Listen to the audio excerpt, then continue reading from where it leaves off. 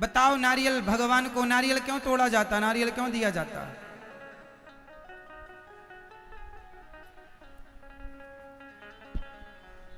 नारियल हमेशा जब भी आपके घर में गाड़ी आती है, नया घर बनवाते हैं, तो पहले नारियल तोड़ा जाता है। इसके पीछे का रहस्य है, अर्थ है, मैसेज है, शिक्षा है कि जैसे सबसे पहले नारियल तोड़ा जाता है, तो नारियल भगवान को पसंद नहीं है। नारियल भगवान को गोला नहीं खा। ये नारियल का गोला तुम खाते हो? एक गोला खा लोगे पूरा? तो सोचो एक दिन में लाखों नारियल भगवान को चढ़ते हैं, भगवान नारियल खाते होंगे? तुम ना खा पाओगे एक गोला रोज, तो लाखों भगवान कैसे खाएंगे? हद होती है ना अज्ञानता की। बस उनने चढ़ाया, हम भी चढ़ाए। भेड़ों की चाल, एक कुएं में गिरा, हम भी गिरेंगे। कभी उसका रहस्य नहीं जाना, अर्थ नहीं समझा, बस चलती आई परंपरा। मंदिरों में लोग बकरा चढ़ा रहे हैं, बकरे की गर्दन। क्यों? क्योंकि बाप दादों ने चढ़ाए थे महाराज जी, तो हम भी चढ़ा रहे हैं। उनके बाप दादों ने चढ़ाए थे तो उन्होंने चढ़ाया, उनके बाप दादों ने चढ़ाए। कभी ये नहीं सोचा कि क्यों? अरे किसी आदमी को मांस खाना था, उसके घर वालों ने मना किया, उसके घर वालों ने मना किया, मांस नहीं मिलेगा। तो उसको लगा कि यहाँ काटेंगे मांस, बकरे को सब देखेंगे, तो उसने सोचा चलो मंदिर में काटते हैं। तो उसमें वो गया मंदिर में, बकरे को काट के वहीं मंदिर में बनाया, पकाया।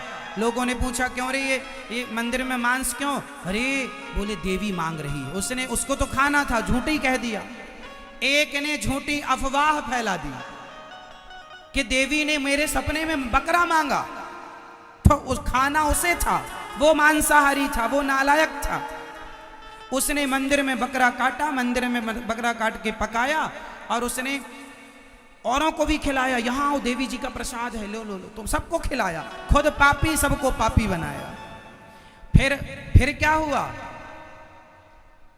उसको लगा कि अब क्या करें। बोले उसने सबसे कहा तुम भी चढ़ाओ बकरा, इसी बहाने हमें प्रसाद मिलेगा, तो मांस खाने को मिलेगा। उस एक आदमी ने अफवाह फैला दी समाज में। उस एक अफवाह के कारण वो परंपराएं बन गई कि देवी बकरा मांगती है। जरा मुझे बताओ कि किस वेद पुराण में लिखा है कि देवी बकरा मांगती है? लिखा हुआ बताओ? कहीं नहीं लिखा। लिखा तो ये है कि अहिंसा ही परमो धर्मः, लिखा तो ये है कि परहित सरिस धर्म नहीं भाई। लेकिन एक अफवाह फैला दी किसी ने। उस एक अफवाह से आज भी भारत में, आज भी हजारों बकरे देवी देवताओं के नाम पर काटे जाते हैं। अज्ञानवश कि उनके बाप दादों ने किया तो हम भी करेंगे, हमारे ने किया तो आगे वाली पीढ़ी करेगी। मतलब गलत बात समाज में प्रचलित हो गई। ऐसे ही है, इसी को कहते हैं पाखंड। पाखंड फैलाने में कहीं ना कहीं समाज के लोगों का भी हाथ होता है। आप में से बहुत लोगों के घर परिवार में भी ये परंपराएं हो सकती हैं, तो आप भी इस पाखंड में सम्मिलित हैं। उसी तरह नारियल क्यों तोड़ा जाता है? सिर्फ इसलिए कि जब कोई भी शुभ कार्य होता है तो नारियल इसलिए तोड़ा जाता है। आपको पता है, एक बार विश्वामित्र जी नाराज हो गए। कौन नाराज हुआ? विश्वामित्र जी। एक दिन विश्वामित्र जी नाराज हो गए ब्रह्मा जी से।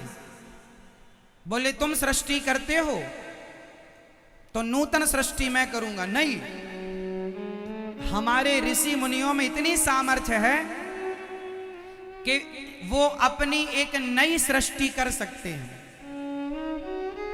एक दिन विश्वामित्र जी नाराज हो गए। और विश्वामित्र जी ने अपनी नई सृष्टि प्रारंभ की कि मैं अपनी नई सृष्टि बनाऊंगा, मैं अपनी सृष्टि का मैं ब्रह्मा बनूंगा। तो नारियल किसका बनाया हुआ है आपको पता है? ब्रह्मा जी का बनाया हुआ नारियल नहीं है। नारियल ब्रह्मा जी की सृष्टि नहीं है। एक बार विश्वामित्र जी ने एक नई सृष्टि प्रारंभ की और उस नई सृष्टि में सबसे पहले उन्होंने जो बनाया वो मनुष्य ही बनाने जा रहे थे। इसलिए आपने कभी नारियल को गौर से देखा हो, जैसे माँ के पेट में बच्चा होता है तो थैली के अंदर पानी भरा होता है, पानी के बीच में बच्चा रहता है, उसी प्रकार नारियल भी पानी के बीच में होता है, गोले के भीतर पानी भरा होता है। आपने ध्यान से देखा होगा नारियल में भी दो आंखें होती हैं, है ना? एक्चुअली ये ब्रह्मा जी के सृष्टि का हिस्सा नहीं, विश्वामित्र जी ने बनाया कि मैं अपनी सृष्टि करूंगा। अलग सृष्टि करने चले तब उन्हें श्री वशिष्ठ जी ने रोका। विश्वामित्र जी को कहा आप प्रकृति से, ईश्वर की रचना से छेड़छाड़ ना कीजिए। माना कि आप तपस्वी हैं, नूतन सृष्टि करता कहा गया है श्री विश्वामित्र जी को, तो वो बना पाए क्या? नारियल बना पाए। तो पूरा ना बन पाया, केवल वो अंश रह गया।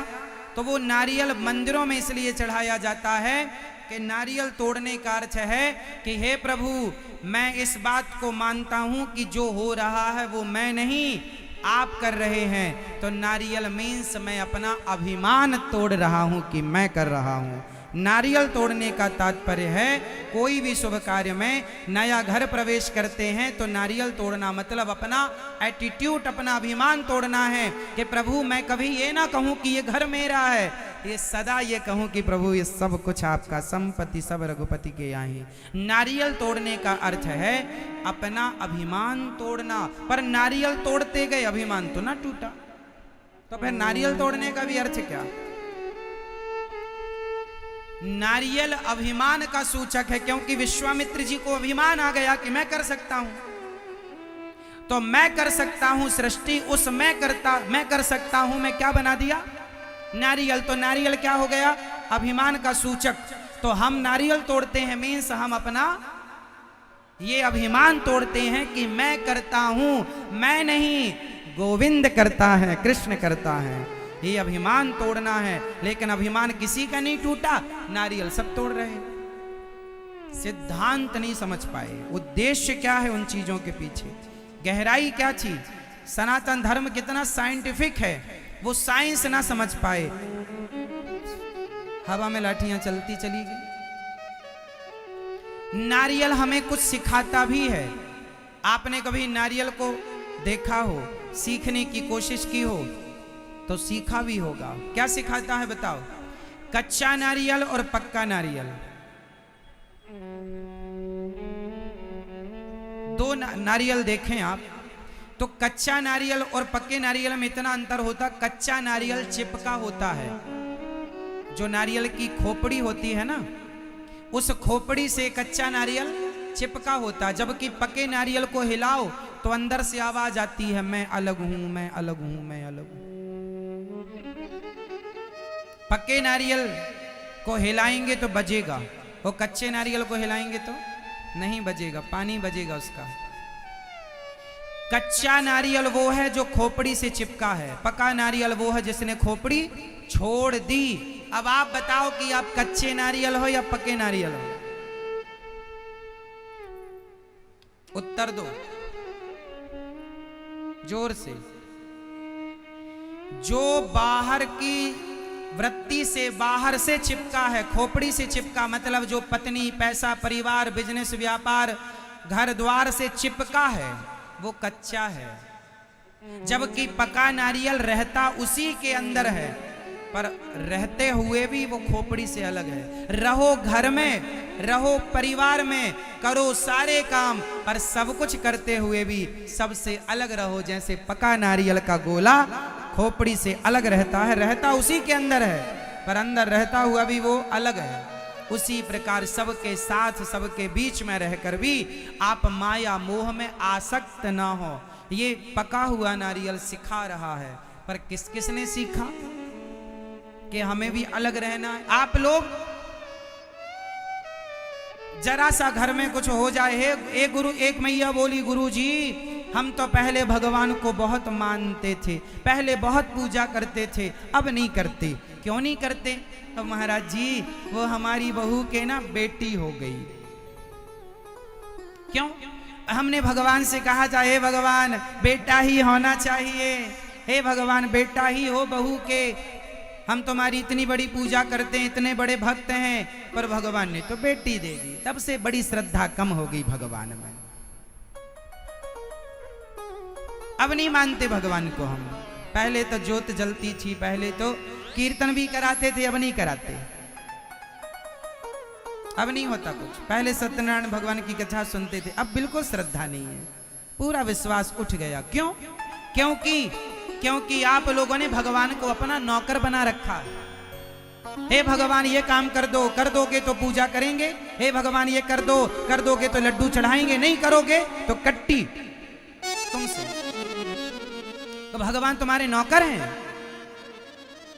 इसलिए कहता हूं कि भगवान की भक्ति, भक्त और भगवान के बीच में स्वार्थ नहीं होना चाहिए। यदि स्वार्थ हुआ तो तुम्हारी भक्ति कुछ दिनों बाद, कुछ महीनों बाद, कुछ वर्षों बाद समाप्त हो जाएगी। वो तुम्हारी भक्ति अश्रद्धा में बदल जाएगी। इसलिए भक्त और भगवान के बीच में स्वार्थ नहीं, सकाम नहीं, भक्ति तो निष्काम होनी चाहिए। सुदामा गरीब थे, खाने को रोटी नहीं थी, फिर भी उन्होंने कृष्ण का चिंतन नहीं छोड़ा।